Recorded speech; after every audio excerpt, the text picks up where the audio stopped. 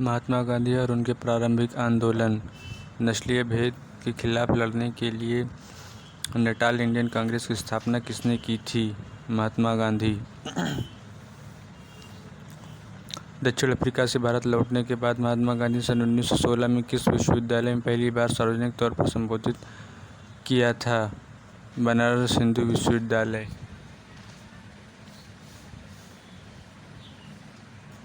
दक्षिण अफ्रीका से वापस लौटने के पश्चात महात्मा गांधी सन 1916 में उद्घाटन के समय पहली बार सार्वजनिक रूप से आम जनता से रूबरू हुए थे?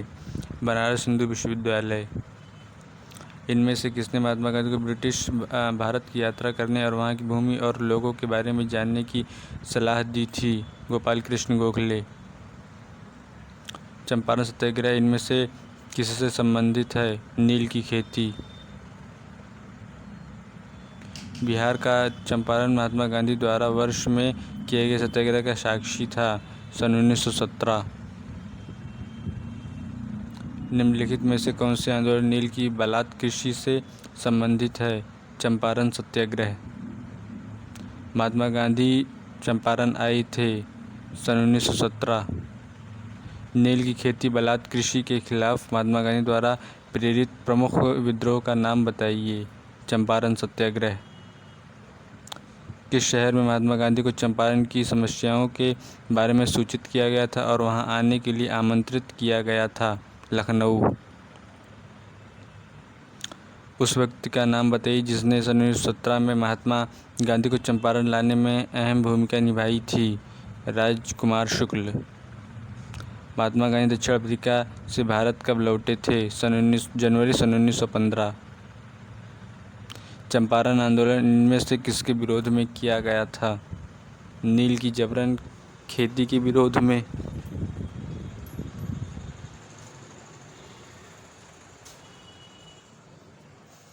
इनमें से किस आंदोलन का नेतृत्व महात्मा गांधी ने नहीं किया था?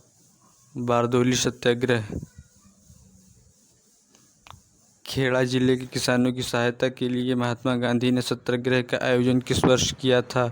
सन 1918।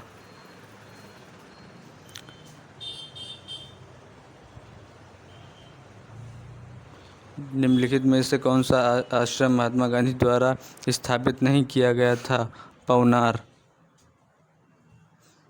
सन 1909 में महात्मा गांधी द्वारा लिखित उस पुस्तक का नाम बताइए जिसमें लिखा था कि यदि भारतीय उनका सहयोग न करें तो ब्रिटिश शासन समाप्त हो जाएगा? हिंद स्वराज। इनमें से दक्षिण अफ्रीका के किस रेलवे स्टेशन पर प्रथम श्रेणी का डिब्बा छोड़ने से मना करने पर गांधी जी को रेलगाड़ी से बाहर फेंक दिया गया था? Peter Maritzburg. कौन सा आंदोलन शांति की दृष्टि से नकारात्मक था किंतु प्रभाव की दृष्टि पर्याप्त सकारात्मक था? असहयोग आंदोलन। निम्न में से कौन सा विकल्प असहयोग आंदोलन से संबंधित नहीं है? नमक मार्च। सन 1915 में महात्मा गांधी स्थायी रूप से भारत लौटे थे दक्षिण अफ्रीका से? किस वर्ष दक्षिण अफ्रीका से महात्मा गांधी वापस आए थे? सन 1915। निम्नलिखित में से किसने टिप्पणी की थी कि दक्षिण अफ्रीका ने महात्मा गांधी को बनाया था? चंद्रन देव नेशन। महात्मा गांधी ने राजनीति में किसको अपना गुरु माना था? गोपाल कृष्ण गोखले। महात्मा गांधी कौन से व्यक्ति को अपना राजनीतिक गुरु या उपदेशक मानते थे? गोपाल कृष्ण गोखले को। निम्न में से किस आंदोलन में गांधी जी ने पहली बार भूख हड़ताल को शस्त्र की तरह प्रयोग किया था? अहमदाबाद हड़ताल सन 1918।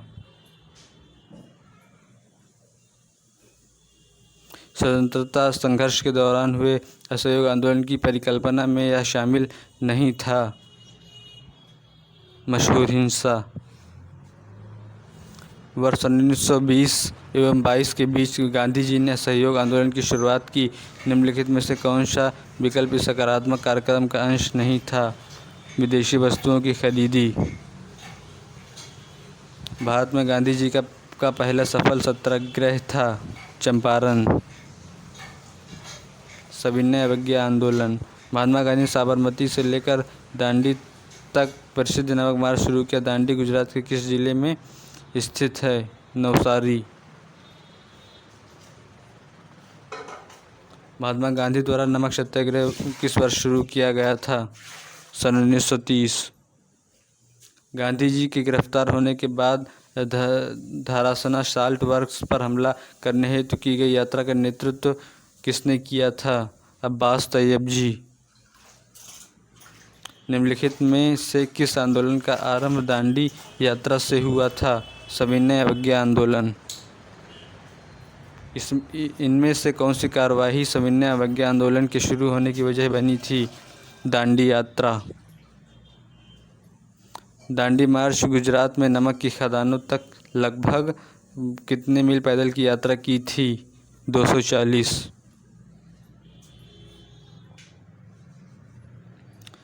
नमक पर ब्रिटिश एकाधिकार का विरोध करने के लिए गांधी जी ने किस वर्ष में समुद्र तक दांडी मार्च शुरू किया था? सन 1930।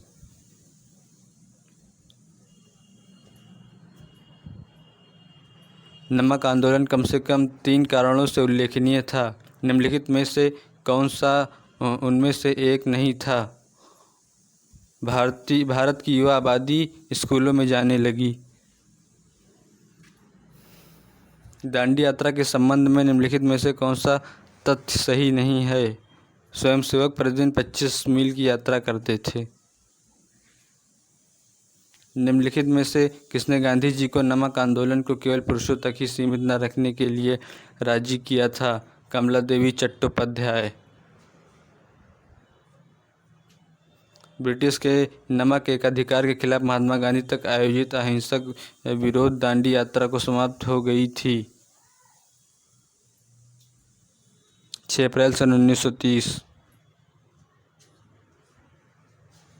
महात्मा गांधी के नेतृत्व में कांग्रेस ने नागरिक अवज्ञा आंदोलन शुरू किया जो दांडी मार्च के साथ शुरू हुआ था। किस तारीख को सविनय अवज्ञा आंदोलन प्रारंभ किया गया था? 12 मार्च सन 1930। सन 1930 में सविनय अवज्ञा आंदोलन के प्रथम चरण के तहत नमक सत्याग्रह की महात्मा गांधी के नेतृत्व में मैराथन मार्च यात्रा किस स्थान से शुरुआत हुई? साबरमती। महात्मा गांधी के नेतृत्व में कांग्रेस ने सविनय अवज्ञा आंदोलन में शुरू किया था सन 1930 में। दांडी नमक सत्याग्रह किस वर्ष प्रारंभ हुआ था? सन 1930।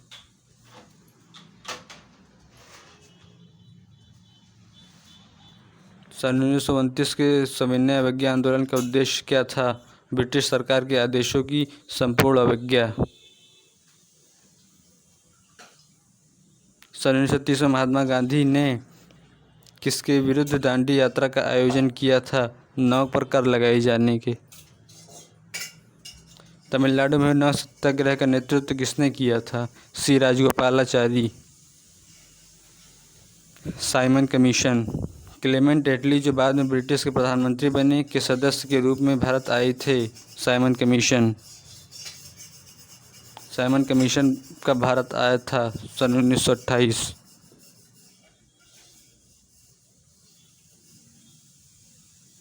निम्नलिखित में से कौन साइमन कमीशन का सदस्य नहीं था? James A Scott. Simon commission के बहिष्कार का मुख्य कारण क्या था? इस आयोग के सभी सदस्य ब्रिटिश थे। साइमन कमीशन में कितने भारतीय सदस्य थे? 0। लाला लाजपत राय की मृत्यु ब्रिटिश सरकार के किस निर्णय का विरोध करते हुए हुई थी? Simon commission. किस वर्ष में ब्रिटिश सरकार द्वारा 7 ब्रिटिश संसद सदस्यों के समूह साइमन कमीशन का गठन किया गया था? सन 1927 में। साइमन आयोग का सन 1927 में बहिष्कार क्यों हुआ था? क्योंकि आयोग में कोई भारतीय मूल का सदस्य नहीं था।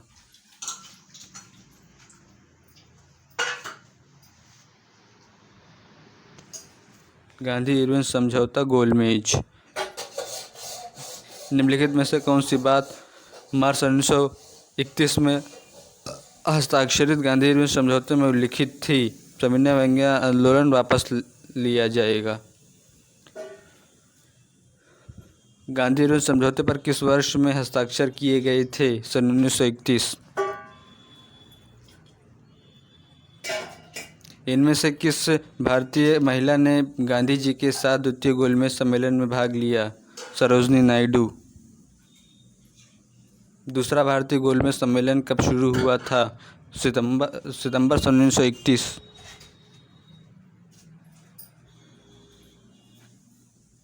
लंदन में संपन्न हुए दूसरे गोलमेज सम्मेलन में कांग्रेस का प्रतिनिधित्व किसने किया था? महात्मा गांधी। निम्नलिखित में से किस कार्यक्रम से पहले गांधी इरविन समझौते पर हस्ताक्षर किए गए थे? द्वितीय गोलमेज सम्मेलन। लंदन में आयोजित प्रथम गोलमेज सम्मेलन के दौरान ब्रिटिश प्रधानमंत्री कौन थे? Ramsay McDonald.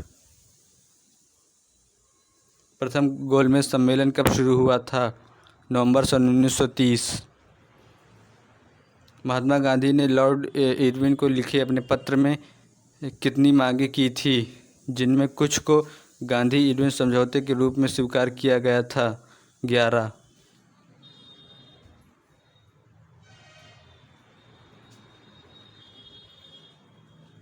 Poona pact.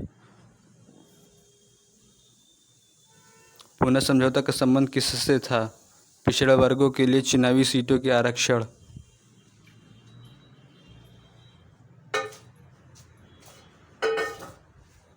Poona समझौता कब हस्ताक्षरित किया गया था? सन 1932। किस वर्ष में पूना समझौता पर हस्ताक्षर किए गए थे? सन 1932।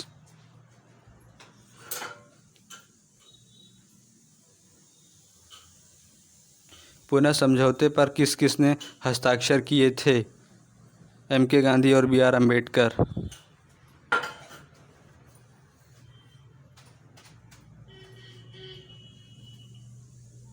सन 1932 का पूना पैक्ट समझौता महात्मा गांधी और इनमें से किस नेता के बीच हस्ताक्षरित किया गया था? B.R. अम्बेडकर। आज़ाद हिंद फौज सुभाष चंद्र बोस। कटक निम्नलिखित में से किस प्रख्यात हस्ती से संबंधित हैं? सुभाष चंद्र बोस।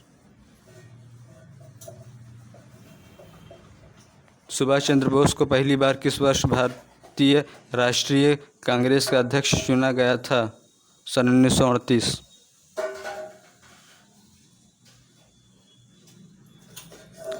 निम्नलिखित में से कौन सा कथन नेताजी सुभाष चंद्र बोस से संबंधित नहीं था? वह संविधान की मसौदा समिति के सदस्य थे। किसने 21 अक्टूबर सन 1943 को आज़ाद हिंद फौज की अस्थायी सरकार के गठन की घोषणा की थी? सुभाष चंद्र बोस। निम्नलिखित में से किसने सबसे पहले आज़ाद हिंद फौज के गठन की कल्पना की थी? मोहन सिंह। फॉरवर्ड ब्लॉक के संस्थापक कौन थे? सुभाष चंद्र बोस। नेताजी सुभाष चंद्र बोस ने निम्नलिखित दलों में से किसकी स्थापना की थी? All India Forward block. Congress party छोड़ने के बाद सुभाष चंद्र बोस द्वारा गठित राजनीतिक दल का क्या नाम था? All India Forward Bloc. सन 1939 में सुभाष चंद्र बोस द्वारा शुरू की गई नई पार्टी का क्या नाम था? All India Forward block. निम्नलिखित में से कौन प्रसिद्ध सहगल, ढिल्लो शाह, नवाज मुकदमों के बचाव पक्ष के वकीलों में से एक थे? जवाहरलाल नेहरू। 3 INA जवानों की प्रसिद्ध सुनवाई के समय वकील कौन थे? Bhulabhai Desai.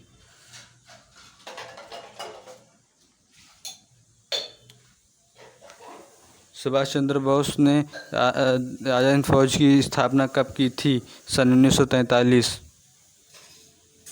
Indian national army का गठन किसके द्वारा किया गया था? मोहन सिंह। आज़ाद हिंद फौज इंडियन नेशनल आर्मी INA का गठन किया था सन 1942 में।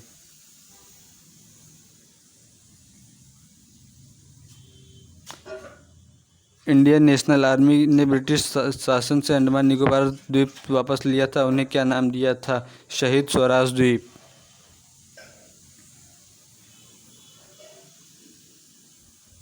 इंडियन नेशनल आर्मी की स्थापना किसके द्वारा की गई थी? रास बिहारी बोस। देशबंधु नवयुवक संघ का गठन किसने किया था?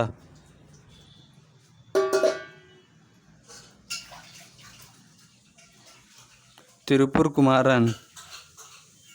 सुभाष चंद्र बोस के पिता कौन थे? जानकीनाथ बोस। सन 1928 में गठित इंडिपेंडेंस फॉर इंडिया लीग के अध्यक्ष कौन थे? श्रीनिवास अयंकर। क्रिप्स मिशन संविधान सभा। किस ब्रिटिश प्रधानमंत्री ने क्रिप्स मिशन को भारत भेजा था? Winston Churchill. सन 1942 में किस प्रधानमंत्री के निर्देशानुसार क्रिप्स मिशन भारत आया था? Winston Churchill. Cabinet mission. जब कैबिनेट मिशन भारत आया था तो इंग्लैंड में कौन सा राजनीतिक दल सत्ता में था? Labour party.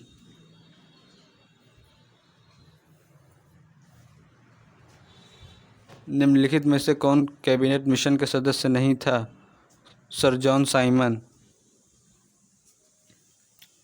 सन 1946 में ब्रिटिश सरकार द्वारा एक कैबिनेट मिशन भारत भेजा गया था जिसमें सदस्य शामिल थे 3। 31 दिसंबर 1947 को भारत की संविधान सभा में निम्नलिखित में से कौन से प्रांत का प्रतिनिधित्व अधिकतम था? संयुक्त प्रांत। कैबिनेट मिशन वर्ष में भारत आया था सन 1946। भारत छोड़ो आंदोलन। AICC अखिल भारतीय कांग्रेस कमेटी ने भारत छोड़ो प्रस्ताव कब पारित किया था? 8 अगस्त सन 1942।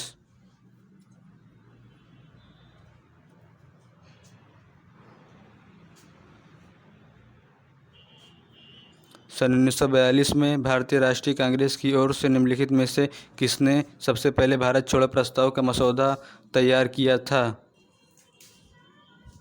महात्मा गांधी।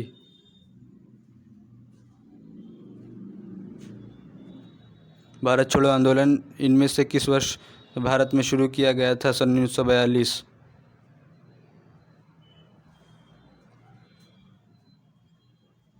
भारत के स्वतंत्रता संग्राम में भारत छोड़ो आंदोलन की महत्वपूर्ण भूमिका थी। इस आंदोलन के बाद निम्न में से कौन सी घटना हुई थी?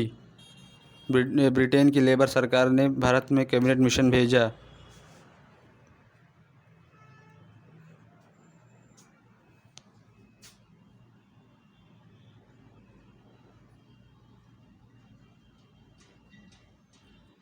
भारत छोड़ो आंदोलन का प्रारंभ अखिल भारतीय कांग्रेस समिति के अधिवेशन में किया गया था।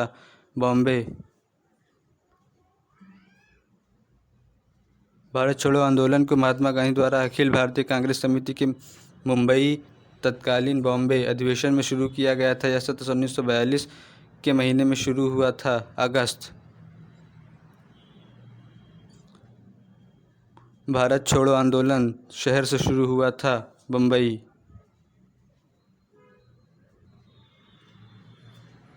भारत छोड़ो आंदोलन के दौरान अरुणा अशरफ अली ने राष्ट्रीय कांग्रेस का झंडा फहराया था, बम्बई। आंदोलन को अगस्त क्रांति के रूप में भी जाना जाता है। भारत छोड़ो।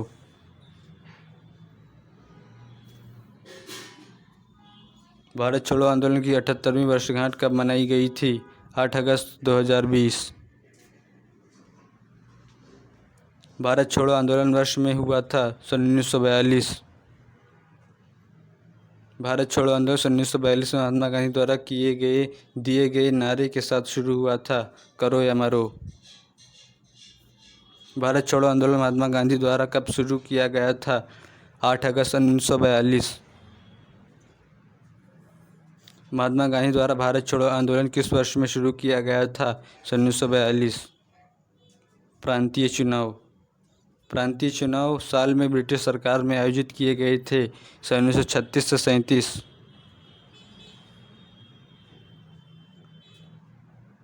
ब्रिटिश भारत शासन के अधिनियम अधीन सन 1937 के प्रांतीय चुनाव के दौरान पंजाब राज्य में किस पार्टी की सरकार बनी थी? Unionist party. माउंटबेटन योजना, भारत विभाजन। निम्नलिखित में से कौन सा प्रावधान 1947 के भारतीय स्वतंत्रता अधिनियम का एक हिस्सा था? भारत को 2 भागों में विभाजित किया जाएगा। जिस दिन भारत को स्वतंत्रता मिली थी उस दिन महात्मा गांधी कहाँ थे? कलकत्ता। भारत के बंटवारे की घोषणा किस तारीख को की गई थी? 3 जून सन 1947।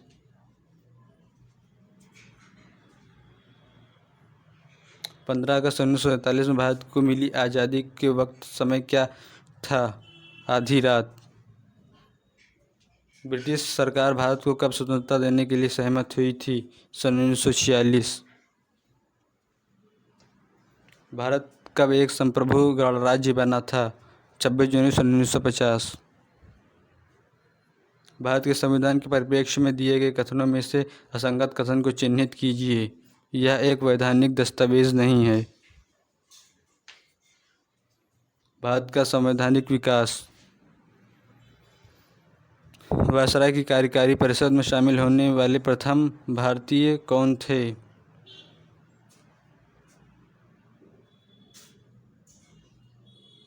सत्येंद्र प्रसन्ना सिन्हा।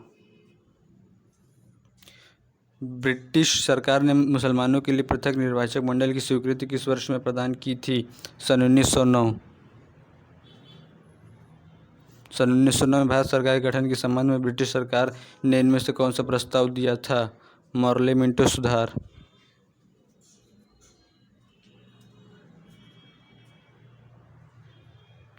हिंदुओं और मुसलमानों के बीच की खाई को और बढ़ाने हेतु मतदाताओं को विभाजित करने के लिए निम्नलिखित में से कौन सा विधेयक पेश किया गया था? मॉर्ले मिंटो सुधार। भारत सरकार अधिनियम सन 1935 किस पर आधारित था? एक संघीय एवं संसदीय प्रणाली का सिद्धांत। अंग्रेजों द्वारा अंतर्देशीय उत्प्रवास अधिनियम कब लागू हुआ था? सन 1859। किस कैबिनेट मिशन ने भारतीय संविधान के निर्माण हेतु एक संविधान सभा का प्रस्ताव रखा था? कैबिनेट मिशन योजना, सन 1946।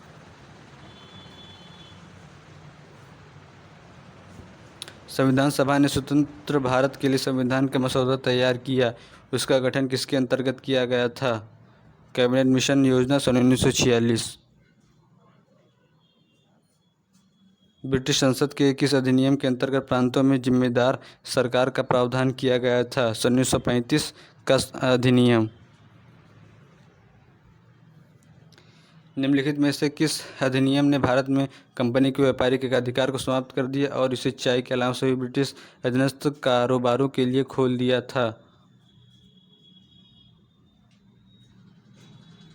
1813 के चार्टर एक्ट।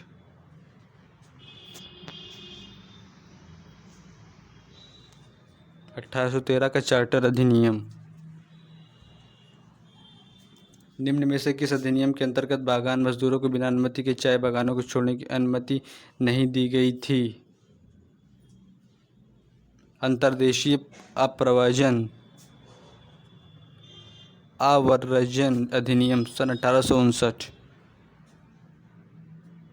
प्रांतीय स्वायत्तता को भारत सरकार अधिनियम के तहत प्रवर्तित किया गया है, सन 1935। भारत में ईस्ट इंडिया कंपनी से संबंधित मामलों को नियंत्रित एवं विनियमित करने हेतु ब्रिटिश सरकार द्वारा पारित प्रथम अधिनियम कौन सा था?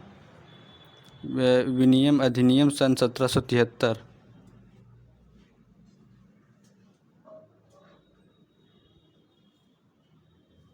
भारत सरकार अधिनियम सन 1919 के साथ क्या सच नहीं है? अधिनियम ने सन 1919 से 39 तक 20 वर्ष आवृत किए।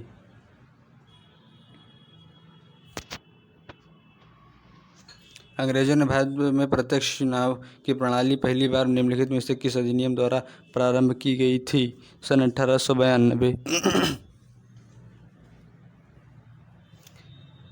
भारत के गवर्नर जनरल का पद निम्नलिखित में से किसके द्वारा सृजित किया गया है? चार्टर अधिनियम सन 1833।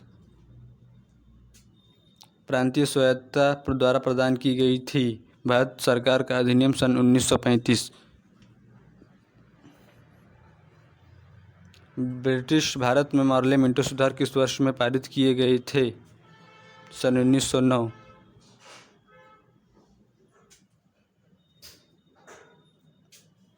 भारतीय संविधान के संशोधन की रिपोर्ट को सामान्यतः मॉन्टेग्यू चेम्सफोर्ड रिपोर्ट के नाम से जाना जाता है। यह रिपोर्ट कब प्रकाशित हुई थी? सन 1918। किस वर्ष में पिट का भारत अधिनियम पारित किया गया था? सन 1784। Governor general, viceroy. बाद में सांप्रदायिक निर्वाचन का जनक किसे कहा जाता है? Lord Minto. स्वतंत्र भारत के पहले गवर्नर जनरल कौन थे? Lord Mountbatten.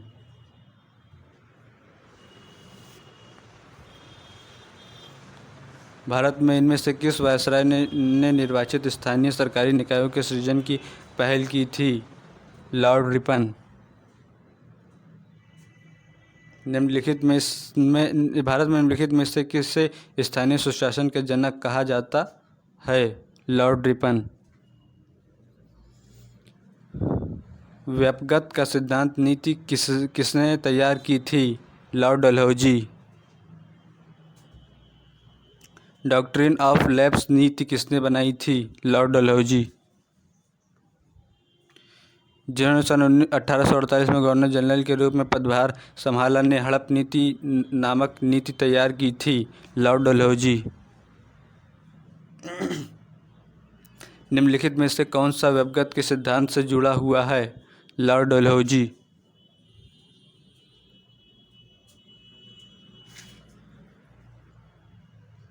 विलय का सिद्धांत हड़प नीति को लागू किया था?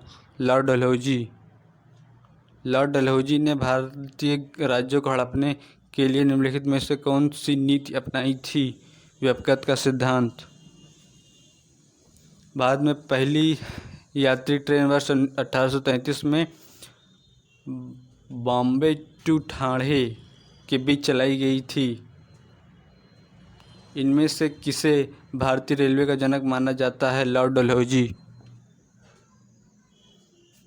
जब गांधी जी ने दांडी यात्रा का आह्वान किया था उस समय भारत के वायसराय कौन थे? Lord Irwin. 1848 में लॉर्ड डलहौजी ने के कार्यकाल के दौरान लागू हुए सुधार का नाम बताइए? व्यापगत का सिद्धांत। भारत में अंग्रेजी शिक्षा को बढ़ावा देने में निम्नलिखित में से किसकी महत्वपूर्ण भूमिका थी? Thomas Babington Macaulay.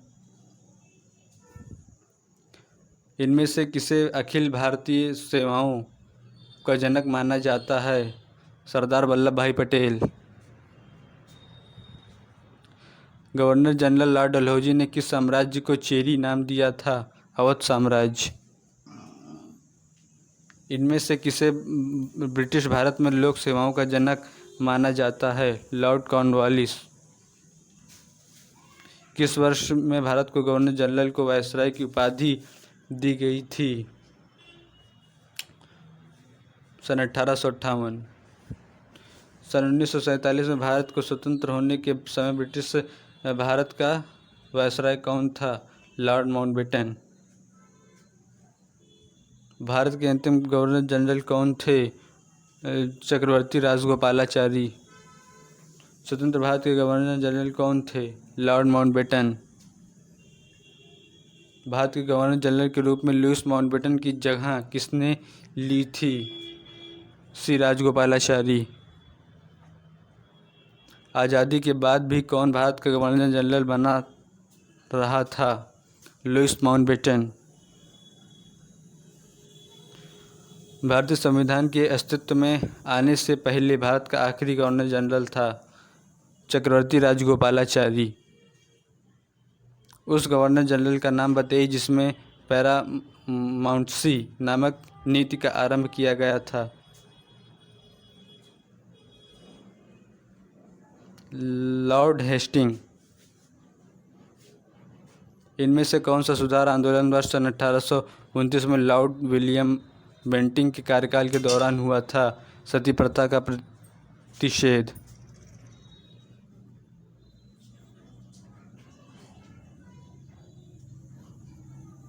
भारत का पहला वायसराय कौन बना था?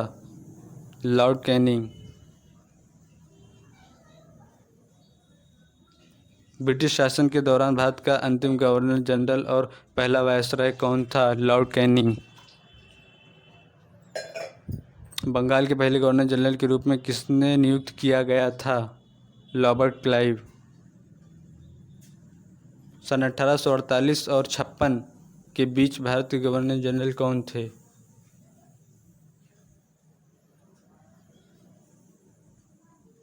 लॉर्ड डलहौजी। निम्न में से किसे भारत में सिविल सेवाओं के जनक के रूप में जाना जाता है? Lord Cornwallis. Lord Clive Bharat से इंग्लैंड अंततः कब लौटा था? सन 1767 में। भारत की उस वायसराय का नाम बताइए जिसका संबंध भारतीय स्वतंत्रता संग्राम के दौरान के विवादास्पद एल्बर्ट बिल से था? Lord Ripon. अवध साम्राज्य के बारे में यह कथन किसका है? यह वह फूल है जो किसी न किसी दिन हमारे मुंह में टपक जाएगा। लॉर्ड डलहौजी। सन 1798 निम्न में से कौन गवर्नर जनरल बना और कोलकाता में अपने लिए एक विशाल महल गवर्नमेंट हाउस का निर्माण कराया? Lord Wellesley.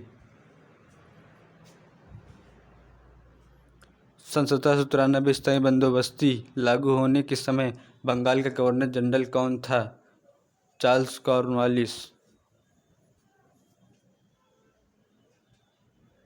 इनमें से भारत के किस वायसराय ने निर्वाचित स्थानीय सरकारी निकायों के सृजन की पहल की थी? Lord Ripon.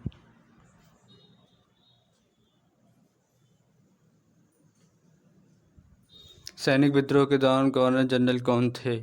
Lord Canning.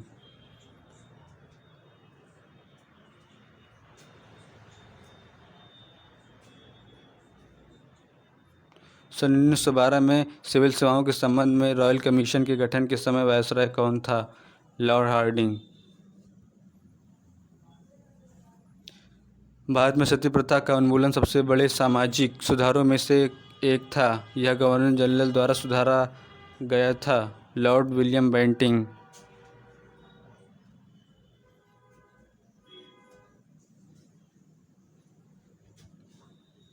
निम्नलिखित में से किस वायसराय ने सन 1929 में भारत के लिए औपनिवेशिक स्वराज के अस्पष्ट प्रस्ताव की घोषणा की थी?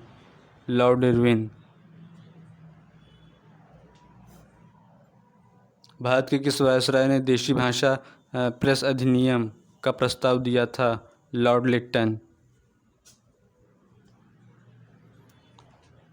स्वतंत्र भारत के पहले गवर्नर जनरल कौन थे? श्री राजगोपालाचारी। स्वतंत्र भारत के प्रथम गवर्नर जनरल लॉर्ड माउंटबेटन थे।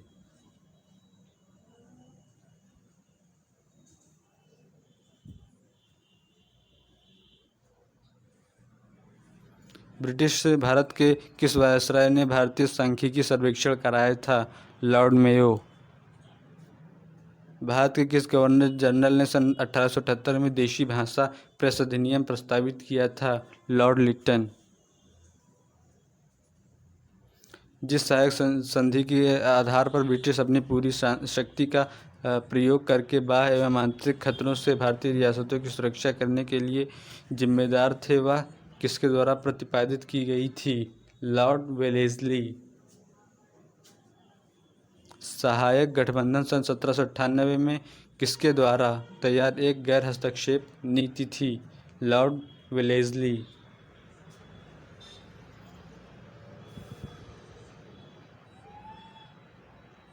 निम्नलिखित में से कौन भारत के गवर्नर जनरल थे? श्री राजगोपालाचारी।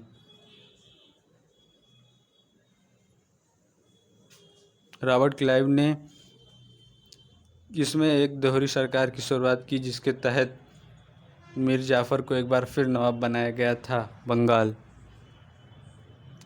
भारत का प्रथम वायसराय कौन था? Lord Canning.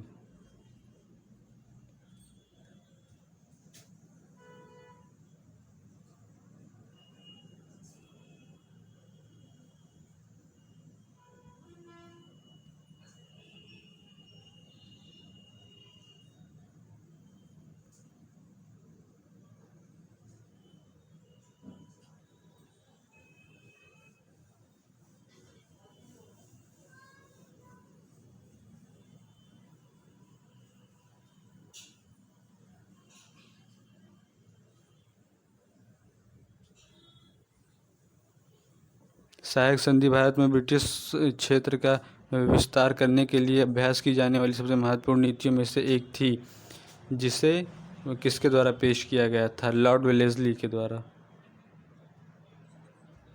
वर्ष सन 1931 में भारत की नई राजधानी के रूप में नई दिल्ली का उद्घाटन करने वाले वायसराय का क्या नाम था? Lord Cornwallis.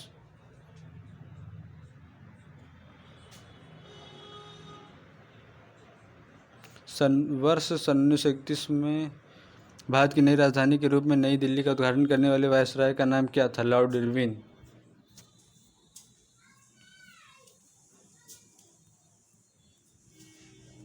सन 1993 में भारतीय सिविल सेवा शुरू की थी। Lord Cornwallis. निम्नलिखित में से भारत की सिविल सेवा का जनक किसे माना जाता है? Lord Cornwallis. सन 1781 में भारत के पहले गवर्नर जनरल वॉरेन हेस्टिंग्स ने मुस्लिम कानून के अध्ययन और शिक्षण के लिए मदरसा की स्थापना की थी, कलकत्ता में। भारतीय राष्ट्रीय कांग्रेस की स्थापना के समय भारत का गवर्नर जनरल कौन था? Lord Dufferin. बंगाल और सती विनियम 1829 भारत के किस गवर्नर जनरल द्वारा लाया गया था? Lord William Bentinck. किस गवर्नर जनरल के समय भारत का स्वतंत्रता संघर्ष सिपाही विद्रोह हुआ था? Lord Canning.